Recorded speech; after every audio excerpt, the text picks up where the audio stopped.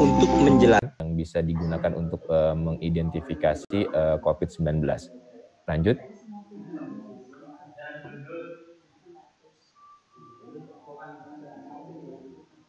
Ada 3 outline. Yang pertama, dasar biologi molekuler itu sendiri. Ini terkait dengan central dogma, bagaimana informasi genetik yang disimpan dalam DNA atau RNA ini diproses. Kemudian struktur materi genetik COVID-19,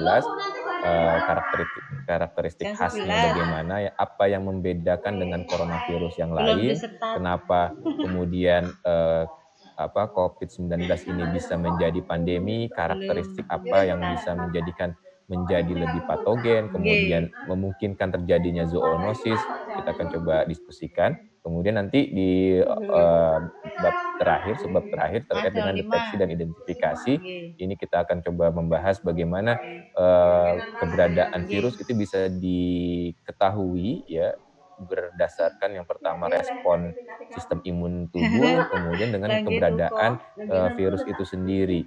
Jadi karena virus itu tadi Pak Iman bilang merupakan organisme non-seluler, tapi di satu sisi punya materi genetik, maka kita bisa mengetahui keberadaan virus tersebut dari keberadaan materi genetik yang ada di sel inang.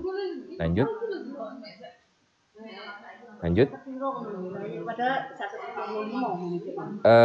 Kalau kita pelajari bahwa organisme seluler itu hanya memiliki materi genetik berupa DNA, sementara virus sebagai organisme non-seluler itu memiliki variasi dari bentuk materi genetiknya. Semua asam nukleat yang terdiri dari DNA, kemudian RNA, kemudian ada yang single stranded, kemudian ada yang double stranded, itu ada di beberapa jenis virus. Misalkan untuk coronavirus kita akan mendapatkan, ya, tipe materi genetiknya adalah single stranded RNA dengan strain positif atau sense positif, ya, sehingga nanti kita akan melihat bagaimana proses replikasinya, ya, dengan cepat, ya, bisa langsung dikenali oleh sel inang sebagai messenger RNA. Jadi nanti RNA polimerase yang ada di sel inang itu bisa langsung mereplikasi, ya, atau melakukan, ya, memperbanyak materi genetik tersebut, ya, tanpa diubah lagi atau tidak mengalami pemrosesan lebih lanjut. Lanjut. Tapi Oke, salah satu bentuk evolusi materi genetik, ya, adalah bahwa pada organisme seluler itu semuanya adalah double helix, ya, sementara yang non seluler itu kita bisa menemukan single stranded ataupun bahkan dalam bentuk RNA, bukan DNA. Kemudian pemrosesan informasi genetik ini, ya, terdiri dari replikasi, penggandaan, perbanyakan, menyalin semua urutan, ya, dari 1 sampai akhir, ya, itu sama persis, ya.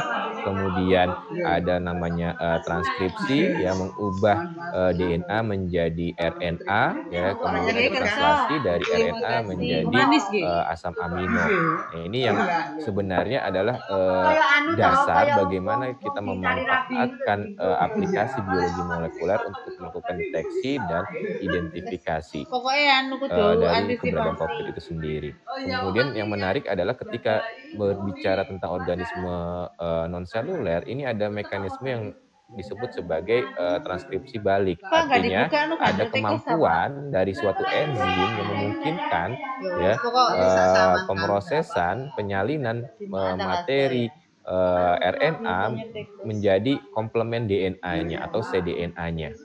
Lanjut.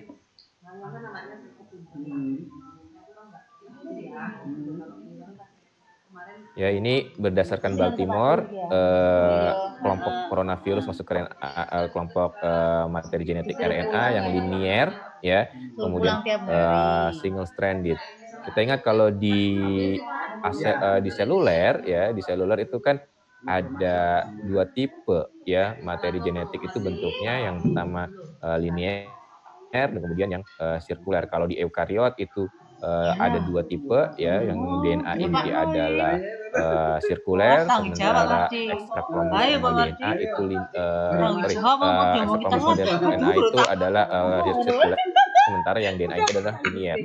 Ya, jadi ini ada perbedaan ya, bisa ada 2 tipe. Sementara kalau di bakteri itu bentuknya sirkuler. Tak pikir kaget aku dulu. Melo wis ngomong positif. Ini contoh ya bagaimana pemrosesan materi RNA menjadi cDNA-nya, dan ini yang dijadikan dasar bagaimana kita melakukan deteksi PCR dari sampel virus yang memiliki materi genetik berupa RNA.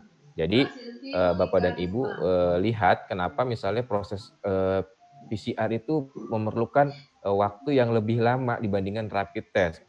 Misalnya kalau rapid test paling lama ya setengah jam untuk melihat reaksi kimiawi yang terjadi ya antara sampel dengan reagen yang ada di test pack. Ya, sementara kalau dengan reaksi PCR kita harus memerhatikan proses pengambilan sampelnya dulu ya, bagaimana kita mengisolasi DNA materi genetik virus itu sendiri misalnya dalam bentuk RNA, kemudian nanti harus dimurnikan ya, misalnya memisahkan antara sampel materi genetik, sampel apa yang merupakan virus atau bukan non virus, kontaminasinya dan sebagainya menggunakan seperangkat kit komersial ya, kemudian dilanjutkan lagi dengan analisis PCR, kemudian dari hasil analisis PCR kita bisa tahu ada virus atau tidak. Makanya memang lebih lama ya, kalaupun paling cepat itu 3 jam ya, dengan sampel ekstraksi robotik itu bisa kita dapat hasilnya ya, sampai dengan PCR itu kita bisa dapat hasil 3 jam apakah spesimen sampel yang kita miliki itu positif atau tidak dari sampel yang kita punya. Lanjut.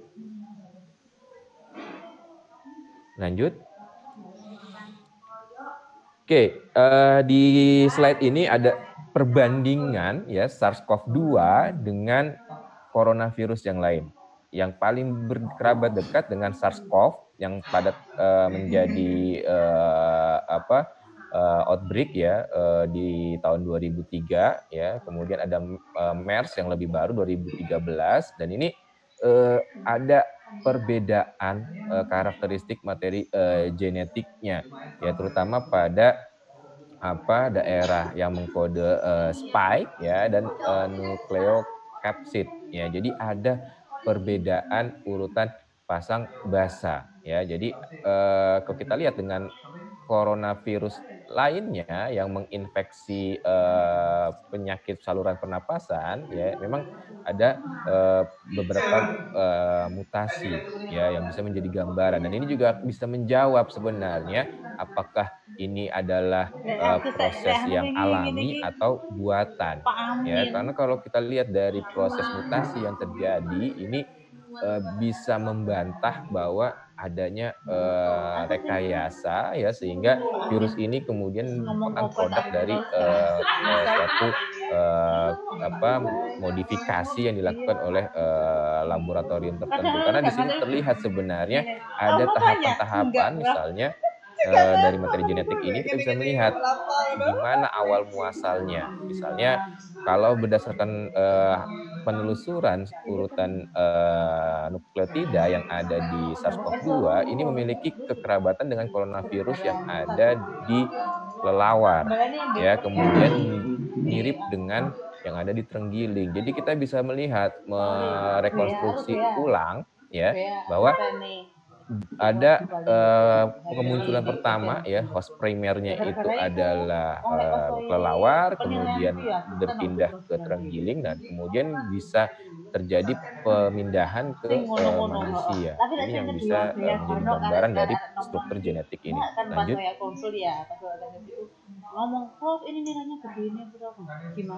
Oke, nah ini yang membedakan dengan SARS tahun 2003 ya. Kalau kita lihat di bagian urutan nukleotida yang mengkode spike ya, ini ada namanya reseptor binding domain ya, tempat penempelan ya, yang memiliki karakteristik pemotongan atau pengenalan yang dapat mengenali lebih banyak situs-situs protease atau dengan kata lain ada furin protease. Kalau di SARS ya SARS yang tahun 2003 itu hanya ada satu situs pengenalan. Sementara kalau di SARS-CoV-2 atau COVID-19 ini banyak. Sehingga apa? Memungkinkan misalnya kalau di SARS ya bisa saja ketika sama-sama mengenali misalnya memiliki penempelan reseptor AC2 ya, tapi ketika nanti sudah masuk ya belum tentu kalau SARS itu bisa keluar lagi ya kalau tidak ada pengenalan yang sama dengan masuknya.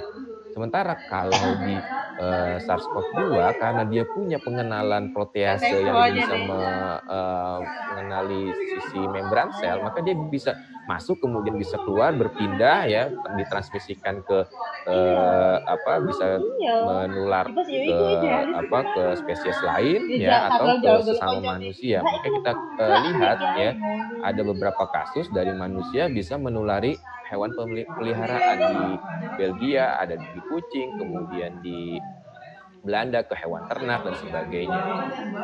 Kemudian juga ini bisa terlihat ada sisi patogenitas ya, lebih berbahaya ya karena dia bisa mengenali beberapa tipe sel ya. Jadi makanya kalau kita lihat hasil pemeriksaan ya keberadaan virus ini tidak hanya pada saluran respirasi, tapi juga bisa masuk ke dalam misalnya ada beberapa kasus misalnya ke sistem pencernaan. Nah ini yang menunjukkan ada efek mutasi yang sangat berbahaya bagi sel inang yang kita miliki. Lanjut. Iya, ambil mana kelas liane.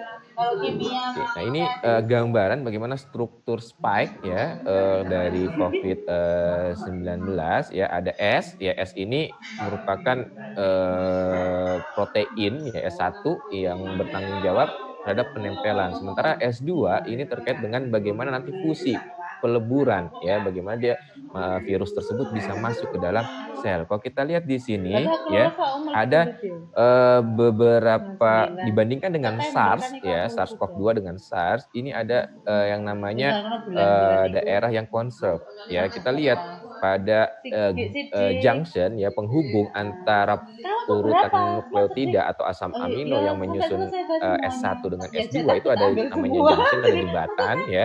Itu ada beberapa protein ya yang menyusun tersebut ya itu terlihat ada mutasi ya. Di sini kalau kita lihat ini ada bentuknya adalah insersi ya. Ada penambahan beberapa pasang basa ya sehingga ini berkaitan dengan tadi ya patogenitas dengan transmisi ya patogenitasnya misalnya kemampuannya bisa mengenali beberapa tipe membran sel ya kemudian transmisi ya ini tadi ya ada kemampuan bisa berpindah ya host ya seperti itu. Lanjut. Nah ini materi yang terakhir yang kita akan coba diskusikan hari ini ya bagaimana metode deteksi dan identifikasi itu digunakan berdasarkan prinsip biologi molekuler. Misalnya kalau kita menggunakan rapid test maka kita akan melihat bagaimana mekanisme respon imun tubuh ya dalam hal ini tubuh manusia merespon keberadaan benda asing. Benda asingnya adalah COVID ya atau virus yang lain atau bakteri yang lain. Secara umum ada respon primer itu muncul ketika ada benda asing apapun bentuknya ya itu akan menghasilkan imunoglobulin M ya ini akan muncul pertama kali ya.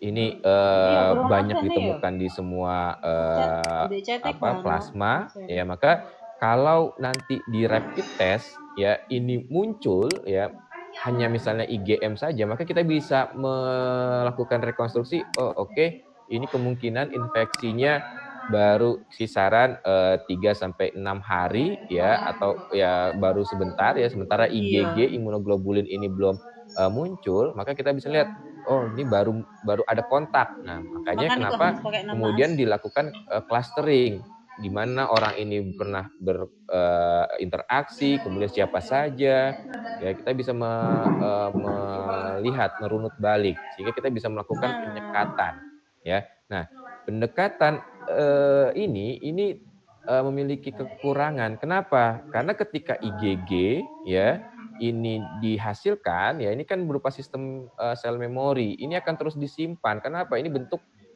pertahanan ya dari sel tubuh ketika ada misalnya serangan infeksi yang lain ya karena kita sudah pernah terinfeksi maka kita akan dengan cepat menghasilkan antibodinya ya. Makanya rapid test itu tidak bisa melihat ya apakah di dalam tubuh orang yang reaktif itu masih ada virusnya atau sudah tidak ada. Nah, makanya pendekatan polymerase chain reaction ya atau PCR ini digunakan. Karena apa?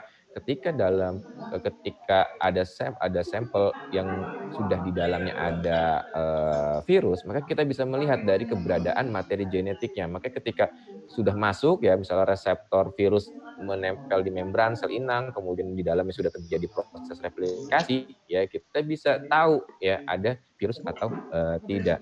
Lanjut. Ini ada beberapa metode ya yang kita gunakan saat ini di Indonesia. Hanya ada dua. Yang pertama berbasis antibody yaitu rapid test. Yang kedua berbasis real time reverse transkriptase. Dan ada lagi sebenarnya whole genome sequencing atau sequencing. Ini yang kemarin ada beberapa institusi yang saya tahu ada dua institusi, Lembaga Biologi Molekuler Eijkman dan Lembaga Penelitian Kedokteran Tropis Universitas Airlangga ini sudah mendepositkan materi genetik dari sampel SARS-CoV-2-nya. Jadi mana yang lebih cepat? Yang pasti lebih cepat adalah yang berbasis antibody, ya, kemudian real time, yang paling terakhir ya ini whole genome. Kenapa whole genome? Nanti akan dijelaskan pada slide berikutnya. Kemudian, nah ini ada beberapa metode ya, misalnya ada yang menggunakan berbasis fluorescence, ya ber-PCR tapi berbasis fluorescence, dia tidak perlu masuk ke dalam mesin, tapi cukup ada senyawa kimia yang berpendar. Oh, kalau ada materi genetik virus, dia akan menghasilkan warna tertentu, ya. Kemudian ada CRISPR, ini juga mirip, ya. Ada beberapa senyawa reporter berdasarkan pada sisi pemotongan urutan nukleotida tertentu yang menandakan itu adalah urutan nukleotida dari virus, ya. Lanjut. Ini beberapa target dari rapid test, ya. Antigennya di mana, ya. Kalau kita ingat bahwa antigen itu sama dengan epitope, ya, ada atau permukaan dari virus yang bisa dikenali ya oleh antibody, ya. Makanya kita lihat di mana posisi antigen, ya, ada yang di spike, ya, ada yang di reseptor binding domain, ya, ada yang di nukleokapsid. Nah, ini yang sebenarnya berbeda-beda dan menunjukkan nanti apakah spesifik atau tidak. Biasanya misalnya kalau spike, ya, kalau dia memang menggunakan reference dari SARS-CoV-2, seharusnya tingkat spesifisitasnya akan tinggi, ya. Tapi kalau sekarang misalnya dia menggunakan coronavirus, maka bisa saja yang bisa muncul ya bukan SARS-CoV-2, bisa saja yang lain, atau bahkan yang lebih parah lagi, ya, gennya umum, tidak spesifik. Nah, ini yang bisa menyebabkan banyak terjadi kesalahan, ya, memunculkan hasil yang reaktif. Lanjut.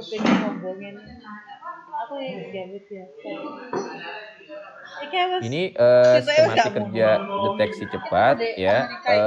Bapak dan Ibu pasti melihat ada beberapa jenis test pack, ya. Untuk rapid test ini ada yang mendeteksi keberadaan IgG dengan IgM atau hanya salah satu dari imunoglobulin tadi, ya. Kalau yang digunakan di DKI, ya biasanya dia ada dua. Karena apa? Karena kaitannya dengan melakukan klasterisasi ya, merekonstruksi kembali kontak yang terjadi dengan siapa dan berdasarkan dengan reaktifnya yang muncul apakah IgG atau IgM ya, kemudian atau keduanya.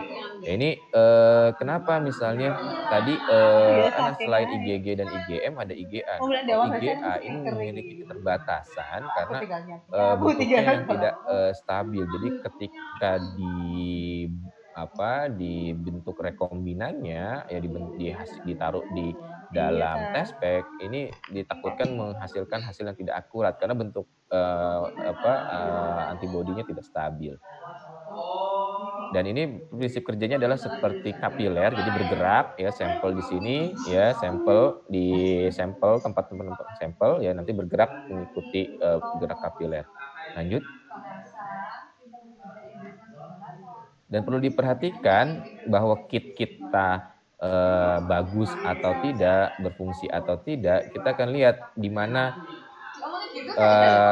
strip itu muncul di daerah kontrol atau tidak. Kalau dia tidak muncul, ya meskipun IgG-nya, IgM-nya muncul, maka hasilnya tidak valid, ya, karena kemungkinan ada kesalahan, ya, cacat produksi dari test pack ini, ya. Sementara kalau negatif, yang pasti ya kontrolnya muncul, ya, tapi IgG dan IgM-nya tidak muncul. Kemudian kalau positif itu bisa 3 strip muncul ya atau bisa 2 strip muncul. Ya, jadi ini yang harus diperhatikan. Makanya kenapa rapid test ini cepat ya, karena hanya 15 menit ya ditunggu reaksinya, kemudian ini bisa hasil dapat positif atau negatif. Lanjut. Nah, kemudian ya metode lainnya selain berbasis rapid test, kita menggunakan nukleat ya. Salah satunya adalah real time reverse transkriptase ya. Kenapa saya tekankan real time ya? Karena ada metode reverse transkriptase yang tidak real time. Maksudnya apa? Kalau tidak real time, kita tidak bisa melihat secara langsung apakah ada amplifikasi dari gen target kita. Dalam hal ini adalah gen targetnya adalah materi genetik dari COVID-19. Jadi kita perlu lagi tahapan selanjutnya, yaitu dengan misalnya visualisasi dalam gel. Gelnya bisa berupa akrilamid atau agaros ya. Dan ini pasti waktunya lebih lama. Kalau tidak real time PCR-nya, maka hasilnya apa? Kualitatif saja, ada atau tidak.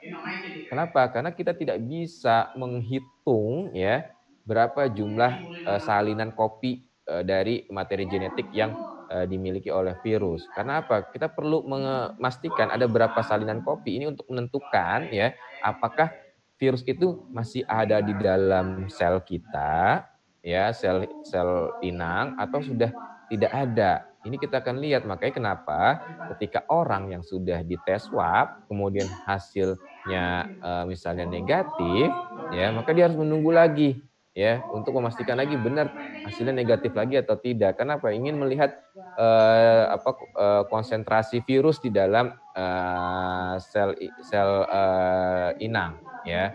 Jadi kita lihat benar-benar sudah turun atau tidak ya. Jadi memang kenapa ini menjadi standar yang baik ya, karena efektivitas dan sensitivitasnya lebih baik daripada rapid test. Tapi satu lagi ya, memang untuk mendapatkan materi genetik dari virus itu tahapannya juga harus dilakukan oleh memang tenaga yang sudah terlatih. Karena misalkan ya jangan sampai salah melakukan swab ya, misalnya harusnya saluran pernapasan atas kemudian swabnya yang lain ya kan, itu juga bisa menentukan berapa materi genetik virus yang digunakan untuk diperiksa. Lanjut.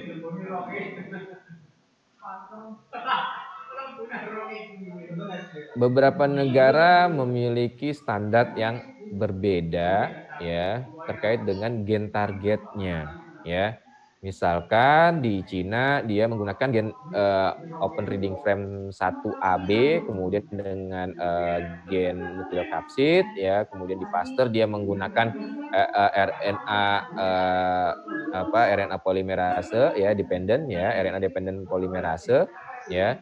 Ini karena misalnya kalau di Cina dia melihat yang paling penting adalah open reading frame-nya, kemudian nukleokapsidnya misalnya untuk membedakan keberadaan dari virus ini apakah SARS-CoV-2 atau misalnya SARS-CoV, ya. Kemudian kalau di Pasteur karena dia RNA dependent polimerase ini terkait dengan karakteristik dari RNA SARS-CoV ini sendiri, ya, karena dia adalah positif strain, ya, maka pasti kalau ada pasti materi genetik ini gen ini ada di dalam sampel yang diperiksa.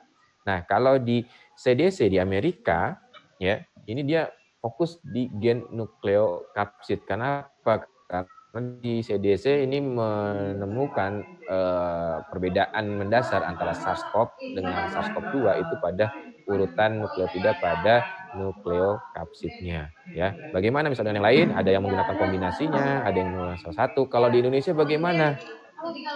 Kalau di Indonesia ini tidak ada aturan yang baku, ya. Jadi bisa ada beberapa rumah sakit yang menggunakan protokol CDC, ya, dari Amerika. Ada juga yang menggunakan protokol dari kit komersial yang digunakan, ya. Jadi memang tidak ada misalnya Indonesia harus menggunakan protokol CDC, tidak. Kenapa? Kondisinya berbeda. Karena kalau menggunakan protokol CDC itu harus dilakukan pengulangan replikasi sampel itu 3 kali untuk melihat konsistensi hasil yang didapatkan. Bayangkan, ya, kalau di Indonesia kondisinya tidak seperti di Amerika, keterbatasan karena memang untuk uji berbasis real time reverse transkriptase, misalnya kalau di Prodia atau di rumah sakit swasta yang tidak ditanggung oleh pemerintah, ini bisa sampai mencapai sekali pemeriksaan itu 3 jutaan, ya. Dan biasanya menyiasatinya adalah di Indonesia itu menggunakan lebih dari 2 gen target. Makanya nanti ada 5, biasanya multiplex, ya. Ada 5 gen target yang diamplifikasi, ingin melihat apakah tiga-tiganya muncul atau misalnya hanya salah satu saja atau 2 saja. Ini untuk meminimalkan, ya, cost, ya, seperti itu. Lanjut. Ini contoh, ya, kita melihat, ya, ada namanya kalau baca hasil real time reverse transkriptase, ada yang namanya cycle threshold, ya. Artinya pada siklus, kalau PCR itu kan perbanyakan, ya, ada beberapa siklus perbanyakan materi genetik, ya. Kalau real time biasanya maksimum adalah 40 siklus. Kenapa 40 siklus? Ini terkait dengan kemampuan enzim polimerasenya, ya. Jadi biasanya memang optimal di maksimum di 40 siklus. Makanya kita akan lihat misalnya di grafik 1A dengan 1B itu kita lihat ada misalnya sampel pasien pada hari ke-9 dimonitor, kemudian pada hari ke-10, kemudian 1C pada hari ke-16, ya. Ini semakin hari, ya, semakin tinggi nilai cycle threshold-nya, maka itu menandakan semakin sedikit, ya. Misalnya ambil contoh dibandingkan antara 1A dengan 1C, ya. Kita lihat ini, kalau kita lihat 1A dengan 1B ini berkurang nambah, ya. Karena semakin kecil nilai cycle threshold-nya itu menunjukkan bahwa pada siklus misalnya di 1B itu 31,54 itu berarti ada kenaikan, ya, kenaikan materi genetik dibandingkan dengan hari ke-9. Tapi kemudian dikonfirmasi lagi pada hari ke-16, munculnya amplifikasinya pada hari ke-34,74, ya. Siklusnya pada hari ke-16 ini di siklus 34,74. Ini artinya apa? Materi genetiknya semakin sedikit, ya. Jadi semakin sedikit otomatis amplifikasinya baru muncul di siklus-siklus belakangan, ya. Nanti kalau misalnya sudah tidak ada, apalagi misalnya siklus 40 ya, CT-nya baru muncul siklus 40 atau di 0 tidak muncul, ya berarti kita beranggapan bahwa tidak ada lagi virus dalam tubuh, ya, seperti itu. Kemudian apakah cukup nukleokapsid? Ada beberapa metode yang menggunakan ya kit, misalnya saya ambil contoh ORF1A dan 1B, ini juga dicek, oh ada, ya seperti itu. Jadi tidak cukup satu gen target saja. Lanjut. Oke, ada satu lagi identifikasi berbasis asam nukleat ini yang bisa menjawab ya apakah memang urutan basanya ini benar-benar spesifik SARS-CoV-2 atau SARS atau coronavirus yang lain. Kemudian dia juga bisa menjawab apakah ini merupakan produk rekayasa atau memang produk ya alami berupa karena adanya misalnya proses mutasi, kemudian rekombinasi sehingga terjadi seleksi alam dan sebagainya. Lanjut. Dan ini dari data urutan nukleotida kita bisa lihat ya, ternyata memang coronavirus yang ada di SARS-CoV-2 ya, SARS-CoV-2 ini memiliki kerabatan paling dekat dengan kelelawar ya. Kemudian kita lihat ternyata tidak semua SARS-CoV ya atau coronavirus ya itu yang menyebabkan patogen ya, karena hanya pada beta coronavirus saja. Ini kita bisa tahu sebenarnya tidak semua coronavirus misalnya menghasilkan patogen, misalnya tidak menyebabkan zoonosis dan sebagainya ya. Itu bisa terjadi. Dari apa analisis filogenetik ini, urutan nukleotidanya dibandingkan ya. Kemudian lanjut. Kemudian kita juga bisa melakukan klasterisasi ya, apakah misalnya pertanyaan ini mutasi atau tidak, ya kita lihat apakah sampel genom, ya ini data dari nextstrain.org yang mendepositkan seluruh materi genetik virus yang ada di dunia ya, termasuk Indonesia ada Eijkman dan UNER tadi. Ini menunjukkan ada suatu klasterisasi Indonesia dengan negara Asia yang lain itu mirip. Ya, artinya apa? Sampelnya di Indonesia mirip dengan yang ada di Vietnam, Thailand, kemudian di Singapura, di Malaysia, ini dalam satu klaster. Ya, jadi memang ini menarik karena nanti akan kita bisa melihat ya, merekonstruksi ulang di mana interaksi yang terjadi ya, kontak yang terjadi antara satu sampel ini ya dengan sampel yang lain. Kemudian lanjut.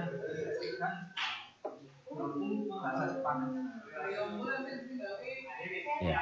Ini menarik ya. Ini adalah salah satu kelebihan dari analisis identifikasi berdasarkan DNA sequencing. Kita bisa di play bisa.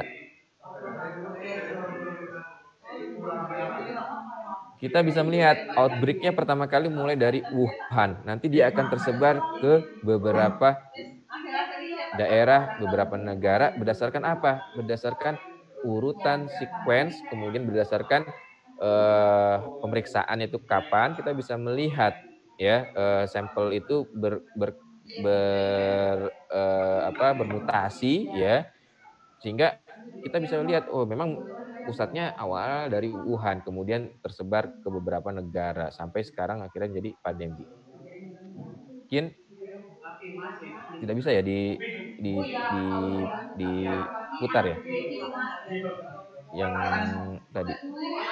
Tidak bisa, Pak. Oh, bisa jalan ya. Oke, tadi Bapak dan Ibu bisa browsing di nextstrain.org ya, itu tidak hanya COVID-19 tapi termasuk virus influenza, HIV, berdasarkan data genomnya kita bisa tahu di mana awal muasal virus itu berada. Misalnya kalau HIV kita tahu itu awalnya dari Afrika ya, dan sampai sekarang belum bisa ditemukan obatnya ya, karena tadi ya mutasi virus ini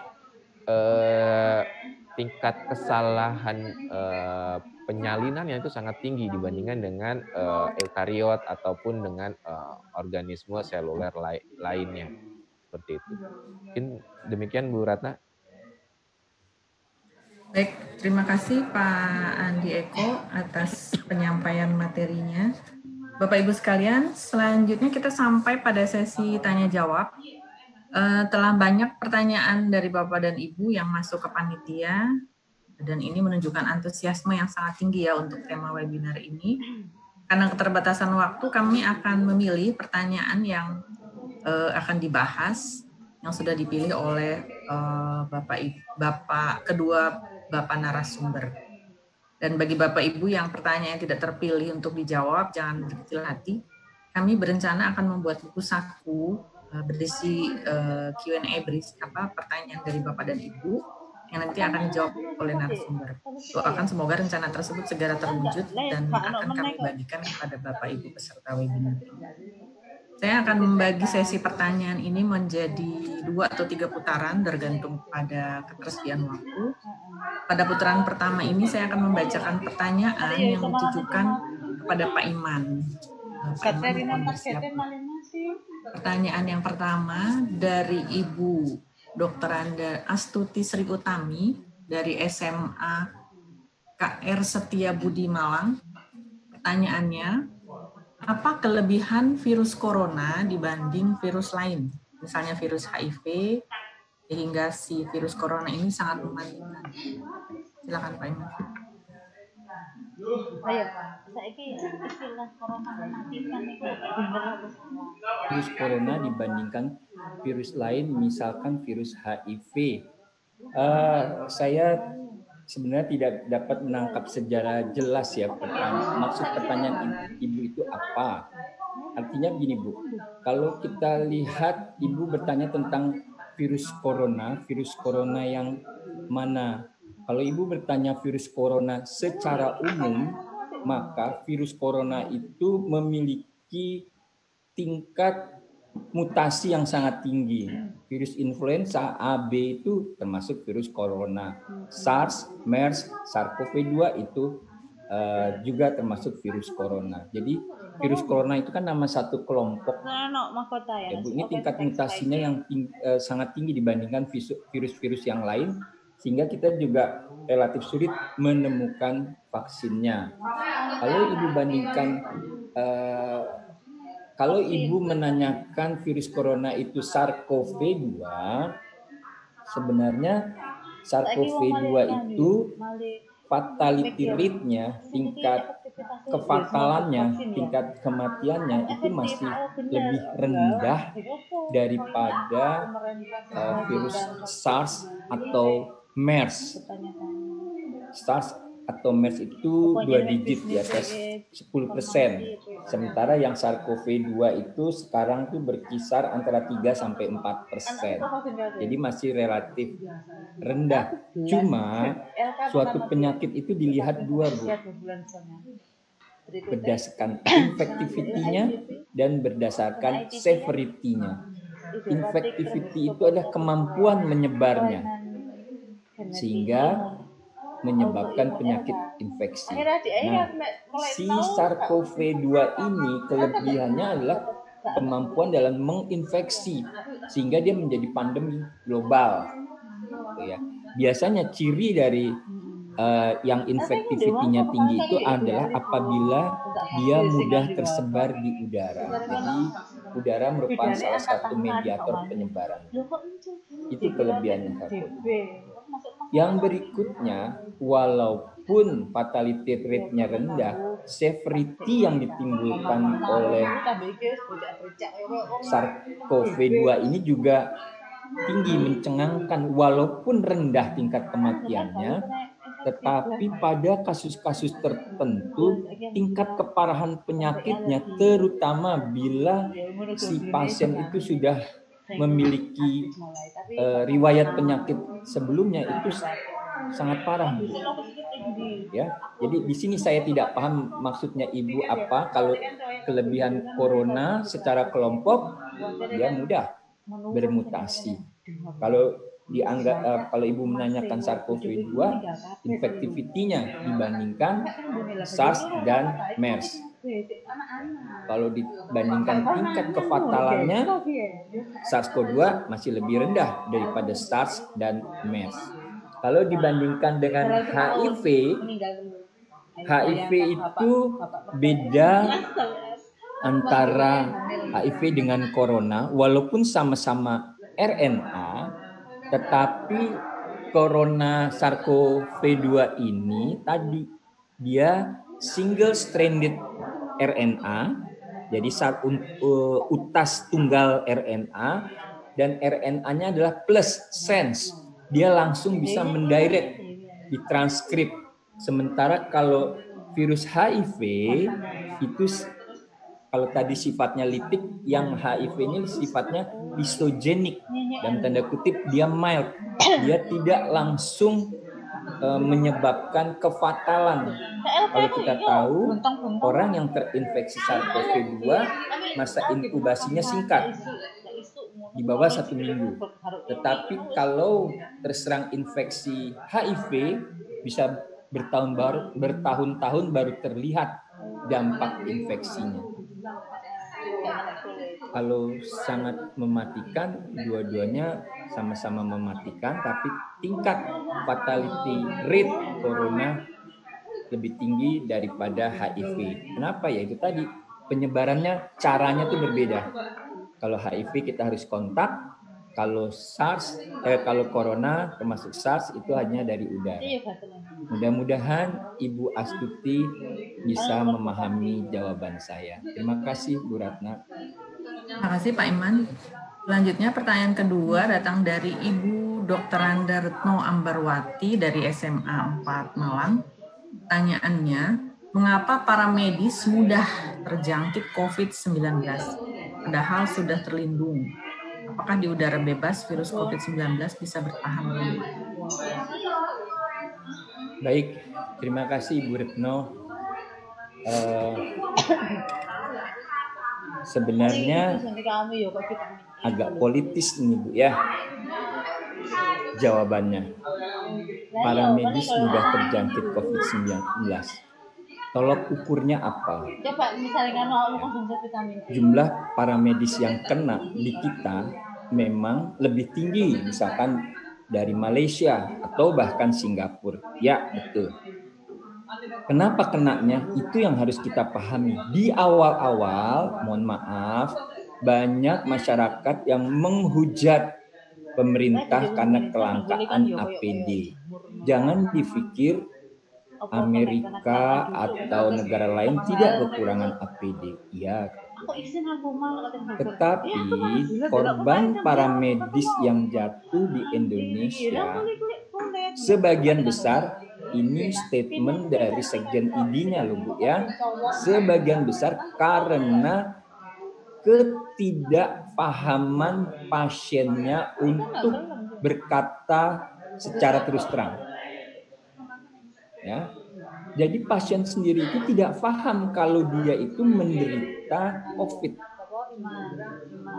Dan kebanyakan dari para medis yang meninggal, terutama dokter, selain ada yang terinfeksi dari luar, kebetulan keduanya adalah suami istri, adalah rekan kerja teman baik saya. Ketika saya tanya, dia bilang, oh iya, dia baru menghadiri wisuda anaknya dari, saya lupa, entah Inggris, entah Belanda. Ya. Tapi yang lain-lainnya itu juga selain sudah kena penyakit bawaan, justru terjangkit dari praktek private-nya. Di mana di tempat prakteknya mereka tidak sadar, mereka tidak memakai pelindung. Mereka hanya menggunakan masker bedah yang saya bilang tidak efektif. Pada saat memeriksa tidak ada jarak. Jadi nanti dicek lagi bahwa para medis yang kena itu kebanyakan karena pasien-pasien yang tidak jujur atau ketidaktahuan dokter bahwa dia sedang menangani pasien yang sebenarnya menderita COVID. Saya ada karena riwayat ibu, saya memiliki hubungan baik dengan beberapa perawat dari rumah sakit PMI Bogor. Saya tinggal di Bogor. One day perawat saya bilang saya tidak bisa merawat ibu lagi karena saya dinyatakan COVID. panik saya karena selama ini dia merawat ibu. Sehingga kita satu keluarga ini melakukan isolasi mandiri, menunggu waktu sampai 2 minggu dengan berdebar-debar. Ternyata ibu oke. Sebagai informasi, ibu itu 90 tahun. Jadi saya sangat-sangat khawatir pada masa itu. Tapi alhamdulillah selama 2 minggu itu ibu tidak menunjukkan sesuatu yang mengarah ke sana, dan keluarga saya juga oke-oke saja. Lalu saya tanya, kok Bapak bisa kena? Iya Pak, saya one day menangani satu pasien, padahal di depan sudah di screening. Bapak memiliki riwayat perjalanan atau tidak? Pasien itu bilang tidak kemana-mana. Begitu dia dirawat, begitu dia rawat inap, secara otomatis dites COVID dia positif. Dan juga demikian ada perawat ibu yang wanita juga begitu juga. Tidak jujur pasien itu atau tidak tahu bahwa dia itu sebenarnya OTG. Harusnya jujur kalau dia mengatakan saya baru dari daerah yang. Jadi kalau kita ke PMI saya udah lama ngelok, tapi di awal-awal kita akan di screening oleh satpam dengan pakaian APD lengkap. Karena kejadian-kejadian yang tidak kita ketahui tadi, berhadapan dengan orang oke, suhunya oke, ternyata dia Jadi harus diluruskan, Bu. Dan para medis yang berhubungan langsung tadi, kebanyakan coba Ibu cek deh. Dari FKG itu beberapa dosen kami, ya, pada saat pasien mulutnya mangap, nah kontaknya itu akan sangat efektif sekali. Gitu. Itu juga bahaya, karena untuk dokter gigi itu kan benar-benar langsung berhadapan dengan titik masuknya partikel virus. Ya. Jadi tidak demikianlah ya. Bukan, padahal sudah terlindung apa kalau masker itu tidak melindungi, Bu. Apakah di udara bebas virus COVID bisa bertahan lama? Apa yang dimaksud lama? 3 jam, 9 jam, 1-2 hari.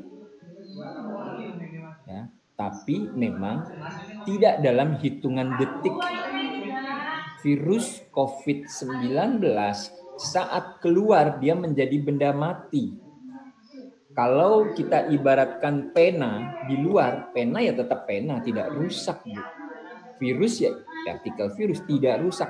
Apalagi virus itu terselubung oleh droplet, oleh mukos. Maaf kalau kita sedang terserang batuk ya Bu ya. Kan suka ada lendir, suka ada dahak. Nah, kalau terlindung itu lebih tahan lagi. Sebagai ilustrasi, pada penelitian di suatu lab, ya, virus corona secara in vitro yang diletakkan di dalam larutan protein dan dilakukan pemanasan baru mati setelah suhunya 90 derajat Celcius. Jadi di luar kita kan tidak menemukan suhu 90 derajat Celcius. Jadi dia akan lama berada di luar. Seberapa lamanya tergantung dia ada di mana. Dia bebas atau dia tertutup. Tertutup droplet, cairan akan mudah menguap. Tertutup mukus, kering, dia akan bertahan lama. Dia bersembunyi di pori-pori kayu, dia karena kayu tidak merupakan bahan penghantar panas yang baik, dia relatif lama. Ya. Jadi amat sangat tergantung bahannya apa. Di Jepang ada penelitian yang mendapatkan penyebaran COVID sauna itu di sauna. Sementara kita tahu sauna itu membuat kita sangat berkeringat, lembab dan panas. Suhunya di atas 40 derajat Celcius. Bahkan mungkin bisa 50-an. Ternyata pada masa itu ada penderita COVID yang tidak sadar bahwa dia adalah pasien COVID, penderita COVID, dan mandi di sauna, dan yang bersama-sama mandi juga terinfeksi. Jadi kalau ada berita-berita, Indonesia akan aman karena panas, lembab. Tadi saya sudah katakan, sinar UV dari matahari, berjemur di matahari, kita terhindar dari penyakit COVID-19 itu nonsens. Tidak ada dasar ilmiahnya. Demikian, mudah-mudahan Ibu Retno Ambarwati bisa menangkap jawaban saya. Terima kasih Bu Ratna. Terima kasih Pak Iman. Selanjutnya kita masuk ke putaran kedua, pertanyaan yang ditujukan untuk Bapak Andi Eko. Yang pertama dari Bapak Fakih Asidiki SPD dari SMA Islam Sabilillah. Beliau menanyakan, mengutip pembicaraan Dr. Andrew Kaufman, bahwasanya kita mengalami kesalahan dalam melakukan identifikasi virus. Kita hanya melakukan sampel tes swab tanpa memurnikan DNA atau RNA virus. Silakan Pak Andi Eko.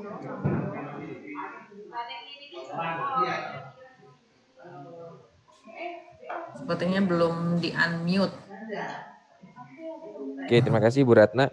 Mungkin kita harus lihat bagaimana proses ekstraksi ya materi genetik virus ya yang diperoleh dari sampel pasien atau manusia.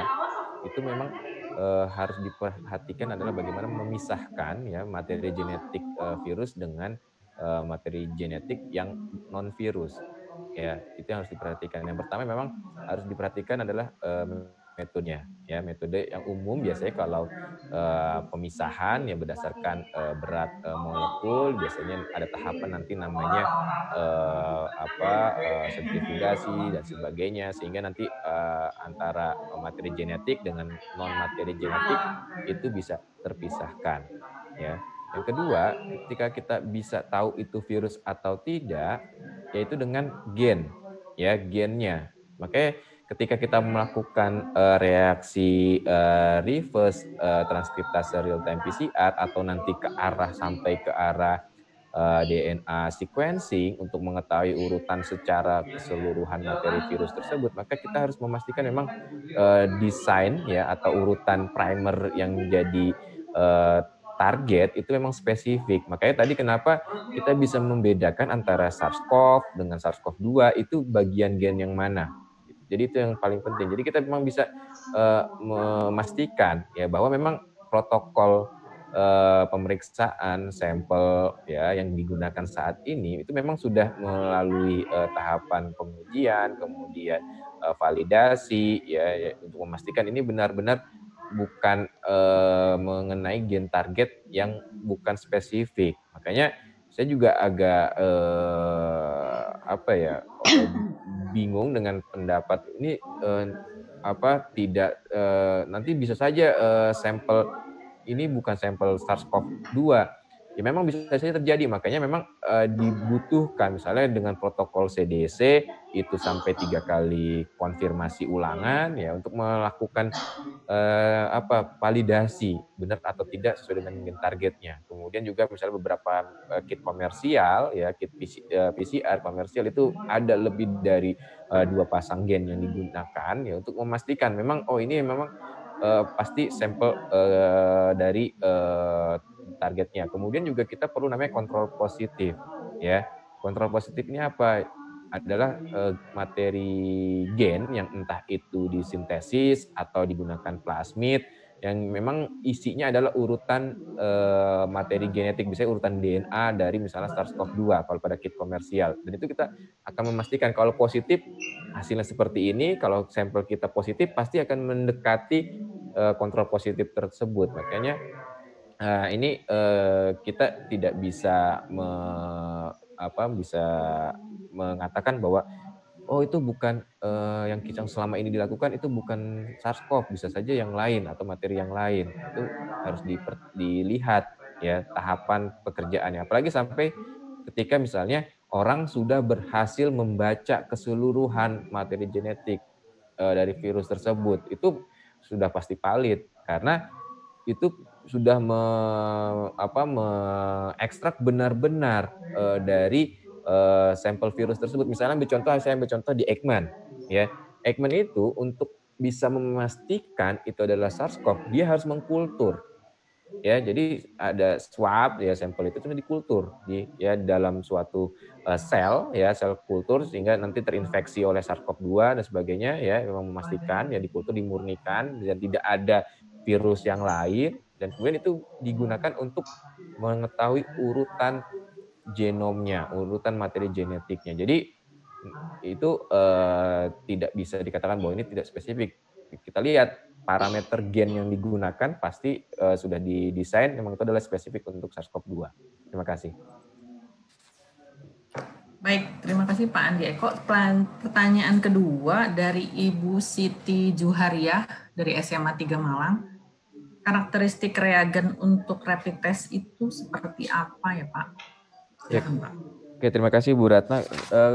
Kalau tadi di presentasi dijelaskan bahwa rapid test itu berdasarkan respon imun tubuh, artinya berdasarkan karakteristik dari antibodi yang dihasilkan.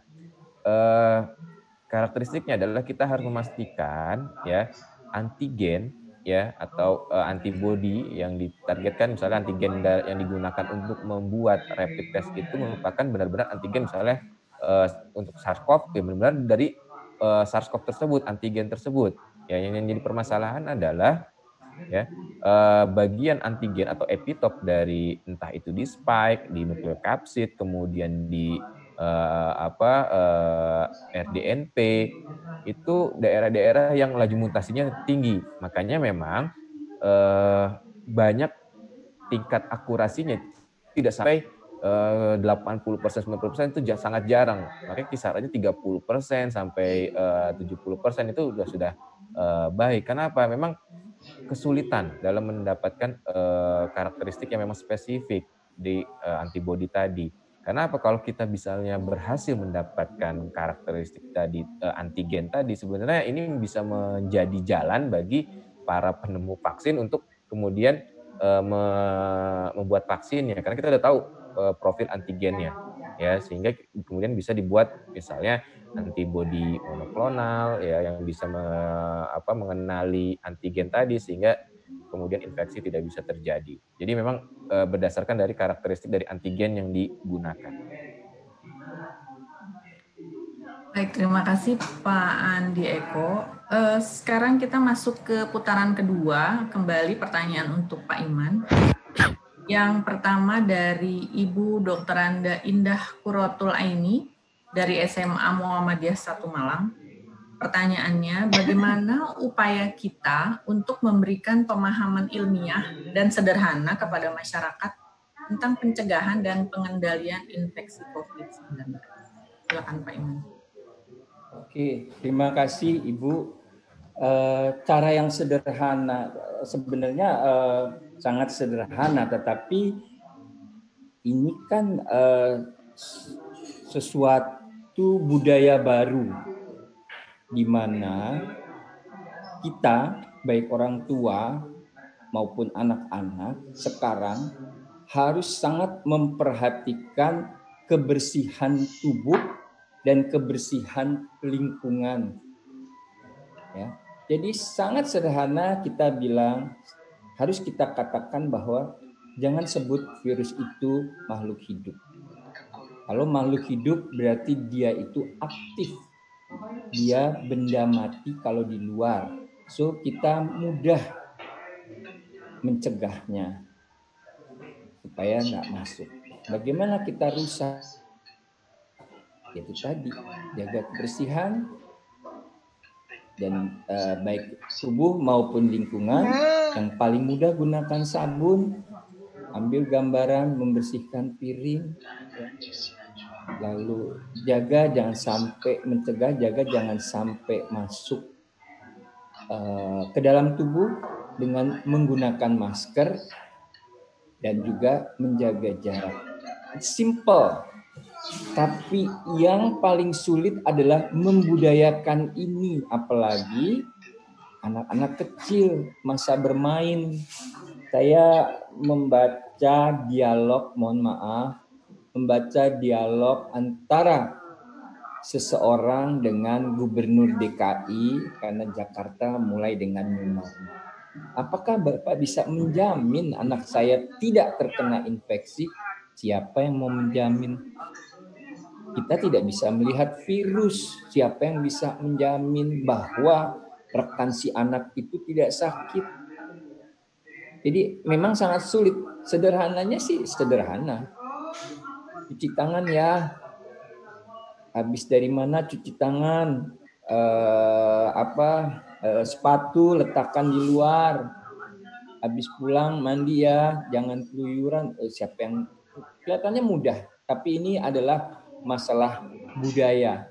Merubah budaya itu dari sehari-hari yang tidak terlalu memperhatikan kebersihan diri dan lingkungan, dan sekarang harus membersihkan diri dan lingkungan, itulah yang memang sulit, Bu.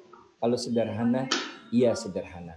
Mengendalikan, merusak saat dia di luar, mudah dengan sabun, bisa kita rusak. Mencegah, jangan sampai masuk, gunakan masker, gunakan face shield kalau kita mau lakukan. Tapi tidak semudah itu. Itu jawaban saya, Bu Indah. Semoga memang seperti di Jepang, anak-anak itu sudah dibudayakan sejak kecil bagaimana bersikap kalau ada gempa, bagaimana bersikap kalau ada tsunami, bagaimana bersikap pada saat harus menjaga kebersihan tubuh. Di kita itu tidak diajarkan sebagai suatu budaya. Terima kasih, Bu Ratna. Terima kasih, Pak Iman.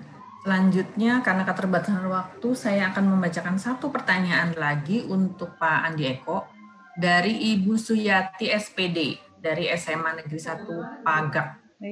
Karakteristik virus yang bagaimana yang dijadikan dasar menentukan kepastian bahwa virus tersebut adalah COVID-19? Silakan Pak.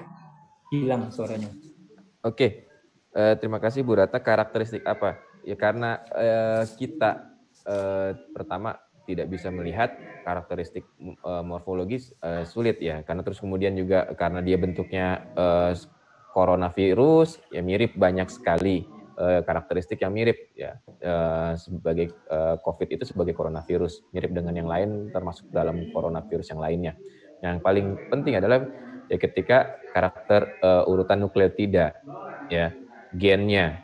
Nah ini yang bisa membedakan apakah virus tersebut ya ini merupakan SARS-CoV-2 atau SARS-CoV atau MERS.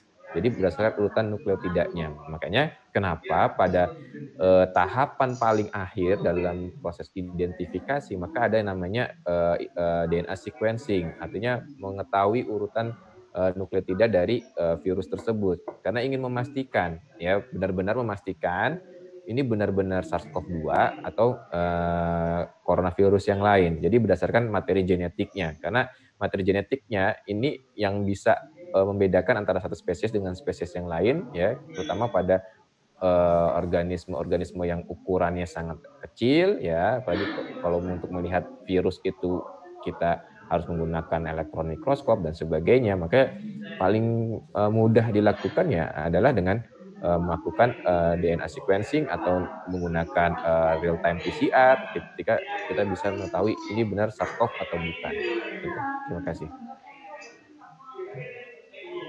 Terima kasih Pak Andi Eko. Alhamdulillah dari 110 pertanyaan yang masuk ke kami, sempat terjawab tadi dan dibahas ada 6 pertanyaan. Dan seperti saya kemukakan di awal, Bapak Ibu yang bertanya tetapi tidak dibahas, mohon jangan berkecil hati. Insya Allah kami akan merekap ya semua pertanyaan dan akan berusaha untuk membuat semacam kumpulan Q&A dan nanti akan di-share ke Bapak Ibu. Kita sampai ke sesi penutupan, tapi sebelum itu saya akan memberikan pengumuman sekali lagi. bahwa e-sertifikat akan diberikan via email jika Bapak dan Ibu sudah mengisi evaluasi webinar yang nanti akan dikirimkan melalui email. Kemudian juga materi presentasi akan dikirimkan juga melalui email. Untuk sertifikat, untuk mencocokkan nama Bapak Ibu, maka tadi panitia membuat pesan di ruang chat bahwa Bapak Ibu mohon mengganti nama atau rename ya, sesuai dengan di daftar peserta. Karena sampai saat ini kami melihat masih ada yang namanya Galaxy, Lenovo gitu ya. Jadi untuk keperluan itu sebenarnya kami butuh nama Bapak dan Ibu untuk dicantumkan di sertifikat. Baik, dengan demikian waktu juga yang membatasi pertemuan kita pada acara webinar hari ini. Terima kasih saya ucapkan kepada para narasumber dan panitia tim teknis ya, Ibu Mega, Ibu Dian, Ibu Koni, dan juga kepada Bapak Ibu peserta atas partisipasinya sejak awal hingga akhir acara. Sampai berjumpa lagi di webinar selanjutnya. Saya selaku pemandu acara mohon maaf jika ada kesalahan kata, pengucapan nama atau gelar yang tidak sesuai, dan mungkin kesalahan bertutur. Mari kita tutup acara ini dengan mengucap hamdalah. Alhamdulillah. Amin. Wabillahi taufiq wal hidayah. Wassalamualaikum warahmatullahi wabarakatuh. Waalaikumsalam warahmatullahi wabarakatuh.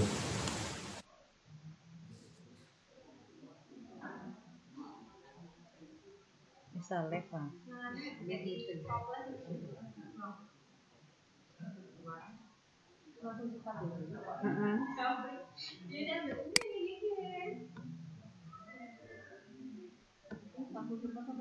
Iya, tahu ya.